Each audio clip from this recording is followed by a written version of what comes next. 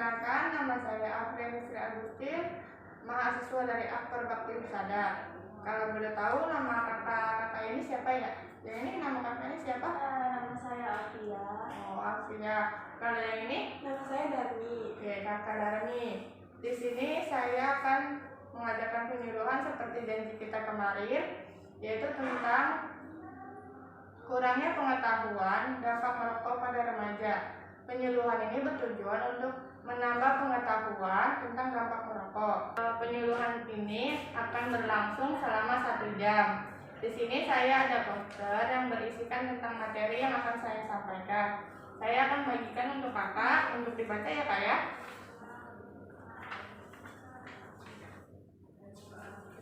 Baiklah. Sebelumnya ada yang tahu tentang rokok? Rokok itu lintingan tembakau. Ya, selanjutnya kenapa ada yang tahu? Rokok itu di dalamnya terkandung bahan kimia. Ya. Setelah saya akan menjelaskan kembali ya. Rokok adalah suatu lintingan atau gulungan tembakau yang biasanya digulung oleh kertas atau daun sebesar kelingking manusia dan biasanya berukuran sepanjang 8 sampai 10 cm. Rokok ini biasanya digunakan secara dibakar ujungnya lalu dihisap. Rokok adalah medianya dan orang yang merokok itu disebut perokok. Perokok dibagi menjadi 2, yaitu perokok aktif dan perokok pasif. Sebelumnya ada yang tahu perokok aktif dan pasif itu apa? Mungkin kakaknya tahu? Kalau yang aktif itu orang yang merokok, keseringan merokok. Bagus. Untuk kakaknya? Tidak ya. Baik, saya akan menjelaskan ya. Perokok aktif adalah orang yang menggunakan rokok secara langsung. Biasanya rokok itu digunakan bertujuan untuk menghangatkan tubuh di suhu yang dingin. Tapi seiring berjalannya waktu, rokok digunakan untuk ajang pembuktian jati diri di kalangan remaja. Yang sering disebut yang merokok itu keren loh. Seperti itu ya kak ya. Dan perokok aktif mempunyai ciri-ciri yaitu giginya kuning yang disebabkan oleh nikotin dan napas serta mulutnya bau rokok. Sedangkan perokok pasif yaitu orang yang tidak langsung menggunakan rokok, bisa dibilang hanya menghirup asap rokoknya saja. Perokok pasif mempunyai ciri-ciri yaitu seperti matanya pedih dan kepalanya pusing. Lalu ada dampak dari perilaku merokok. Dampak ini dibagi menjadi 3, yaitu untuk diri sendiri, orang lain, serta lingkungan.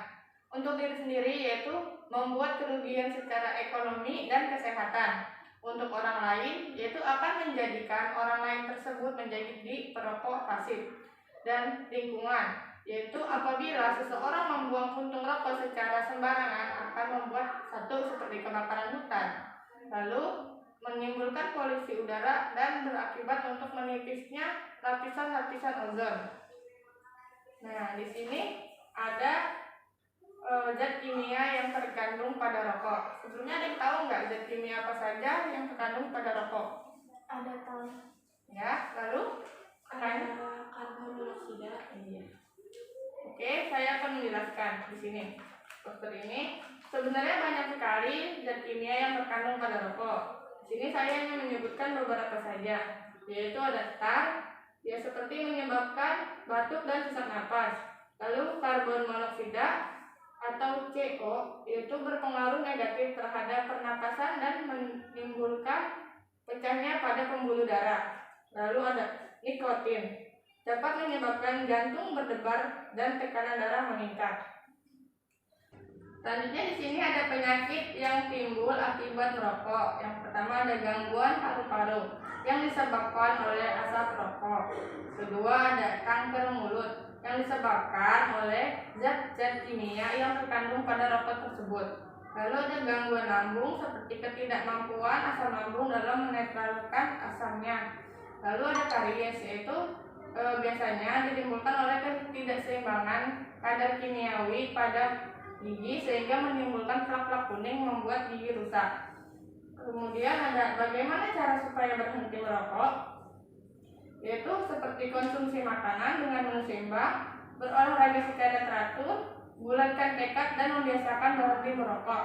Lalu konsultasi dengan dokter. Baiklah, dari materi yang saya jelaskan, apakah ada yang ingin ditanyakan? Saya mau nanya Kak, Ya.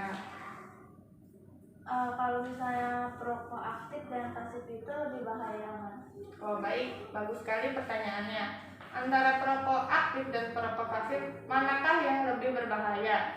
Yang lebih berbahaya adalah perokok pasif karena orang yang menghirup asapnya tidak melalui proses pemfilteran seperti perokok aktif, seperti itu. Apakah ada yang ditanyakan lagi? Saya Kak, Ya. selain yang sudah Kakak jelaskan tadi, adakah cara lain agar bisa berhenti merokok? Oh baik, bagus ya Kak ya pertanyaannya. Cara lain itu seperti kakak mengikuti perkumpulan seperti remaja-remaja yang tidak merokok dan dapat menggantikannya makanan seperti permen saat kakak ingin merokok, seperti itu ya Kak ya. Baik, terima kasih. Ya. Jadi kesimpulan dari materi yang saya sampaikan yaitu rokok itu sangat berbahaya untuk kesehatan. Jadi untuk kakak-kakak yang sudah merokok usahakan mengurangi, bahkan berhenti ya Kak ya, supaya hidup kita menjadi lebih sehat di masa yang akan mendatang. Sekian materi yang saya sampaikan, semoga bermanfaat. Wassalamualaikum warahmatullahi wabarakatuh. Waalaikumsalam warahmatullahi wabarakatuh.